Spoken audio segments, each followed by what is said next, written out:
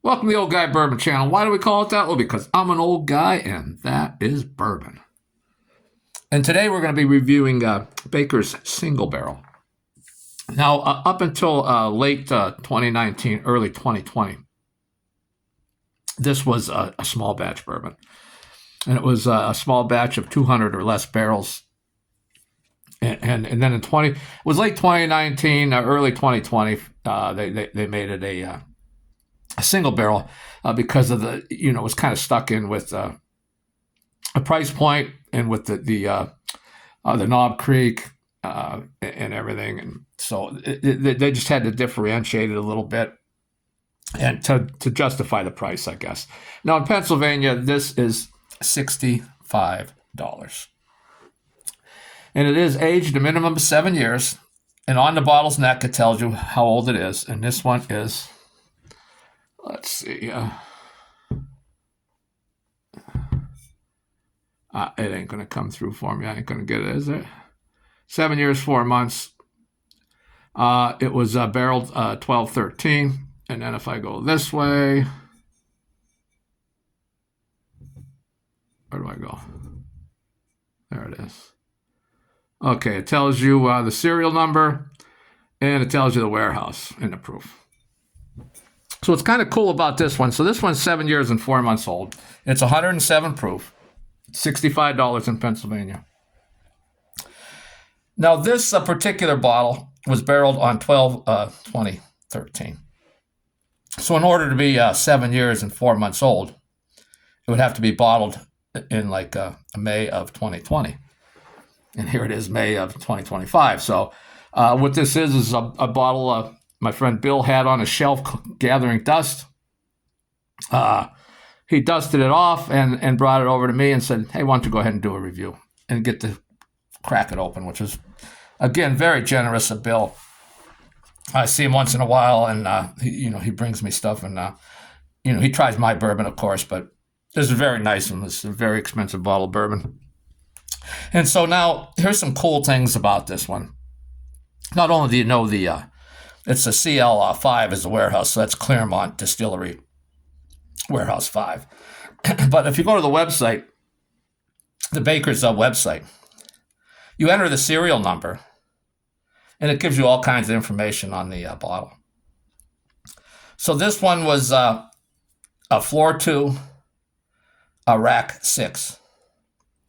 And the hottest day of the year that this particular bourbon had in that barrel I was aging was 98 degrees with 100% humidity. And the coldest day this bottle saw in the barrel was a -5 degrees with a 9% humidity. So that's kind of cool. And it does give you some other info, tells you the age and everything. And so that's kind of cool. So you can go on that site and track all your bottles by that serial number and kind of keep a running little history. And that's really, I like those little kind of things, it's the marketing of it. I get sucked in by that. I think that's a great thing. So now a little bit about Baker's. So Baker used to work for Jim Beam Distillery. And he was the great-grandnephew. Baker was the great-grandnephew. And he was known for wearing a black leather jacket with a wide brim hat and pulling up to work on his motorcycle. A little bit of a rebel, a little bit going his own way. And so when he retired, Booker Noe, his cousin, created Baker's, to honor him and his rebellious spirit. So that's just, the whole thing has a cool story, right? Now the mash bill here is 77% corn, 13% rye, and 10% malted barley. So that's all pretty cool. Now this one, the serial number is 000187326, and you can enter that on their site, and you'll get that information I just told you, plus some other stuff. So let's take a look at this. Let's get in on the. Oh, that's a nice color, huh? Now again, I am moderately colorblind, but I would say that's either a deep copper or a deep amber. There's a nice deep color on this one. And I did swirl it around. You can see, maybe, or not, the legs on there. And now let's get in on the nose on this one. Oh, good, you can see the legs. I don't have the greatest equipment here, but let me get it on the nose. Now, right away on the nose, you get some of that ethanol. It is 107 proof, but it's not like overpowering on the nose, the ethanol. Again, I would guess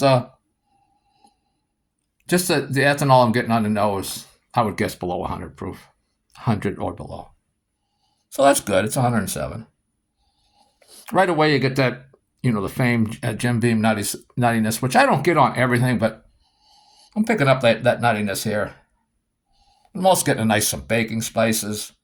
And then, the standard, the caramel, the vanilla, the cinnamon. Let's take a little sip, that first sip of the day.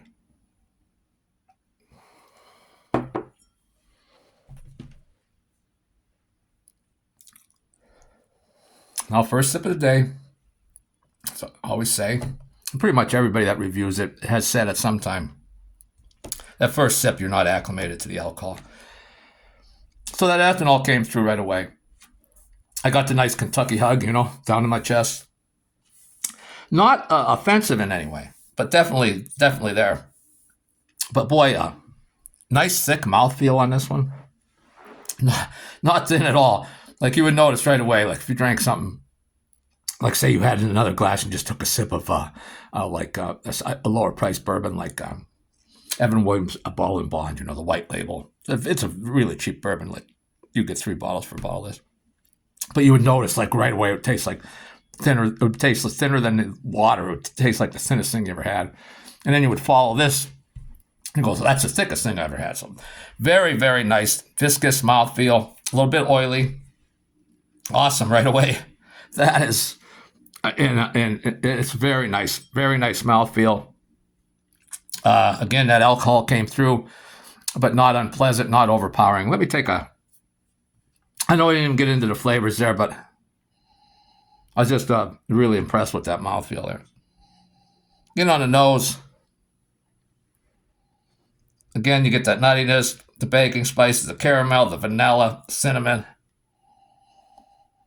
Digging a little deeper, getting some licorice. And actually, like a little, like a dried fruit, like a dried fruit. You get I don't know if it's called trail mix or whatever, that dried fruit in there. If the correct term is trail mix, I'm not positive, but some kind of dried fruit, that kind of taste there. Let's take that second sip.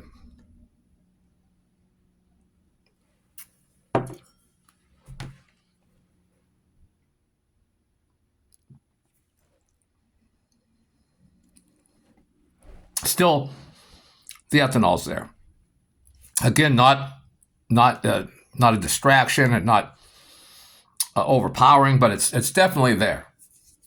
I mean, this is one you'll definitely know there's some proof to this. Now, on the nose, you wouldn't guess, but definitely on the palate, this is over 100 proof. Or at least a minimum of 100 proof. It ain't terribly hot, but it does carry heat. That heat settling into my throat, down into my chest. So if that's a problem for you, not a problem for me, but it could be a problem for you. But man, that caramel is just thick again. Vanilla, rye spice, some charred oak. I'm getting some cherry, which is rare for me on this, and some orange. And then again, a little bit peanutty thing. The finish, settling into some oak. Again, that charred oak, vanilla, some cinnamon, some roasted peanut, and maybe a little like tart apple, like a tart apple. Now, for me, well worth the $65. The only knock I would have on it would be that alcohol, the ethanol. Not a knock for me. I probably am going to search out a bottle of this when I get my my bourbon budget back into balance here. Well worth $65 in my opinion. I love that I can look up the serial number and find out the hottest day, the coldest day, the humidity. the age. Of course, the age is on the bottle, but what warehouse it was in, what floor it was on, what rack it was in, what rick it was on. All that kind of stuff is really neat. I find that fascinating. Now, these are single barrels. This is an older single barrel my buddy Bill had on the shelf for a while. Man, I do love the nose on this. I love that thick mouthfeel. So for me, I will definitely grab a bottle at some point. I'm not in a hurry for it because I got to taste this. I'm going to read my book and sit through this for a few chapters at least. Very, very good. Again, like for me, I think it's a wonderful bourbon. I like that it's a single barrel. It used to be a small batch. So this bottle was right around, it became a single barrel. This was bottled in 2020, and so that's right around one of the first single barrels, the early single barrel bottles. So that's cool. Again, for as far as a recommendation, I would recommend this, but I would say if you're sensitive to ethanol, when it comes through on you, this does have that. It does show some ethanol. It does give you that Kentucky hug. You're going to feel a heat in your back of your throat. Very pleasant to me. It's not like, well, that's horrible. I've had bourbons with higher proofs that showed less ethanol, but I've had bourbons with lower proof that showed more ethanol. But again, that ethanol shows. The only knock I could give on it for anybody. Again, this turned long-winded, and I didn't mean to do that. But hey, thanks for watching. I appreciate it. Leave a comment. Tell me what you think about the Bakers. For me now, I don't know if I'll do a Booker's at some point. But I prefer the Bakers to Booker's. I've drank. This would be the first single barrel, I think. I don't know if I had a single barrel. I know I used to drink the small batches. Maybe I did have a single barrel. I can't say, but I preferred this to the Booker's. The Booker's is a little higher proof. Age was, right around the same age, and more money. But I always preferred this one. But that's all I have for today. I'm going to drop it now, and hopefully we'll see you for the next video. Thanks for watching.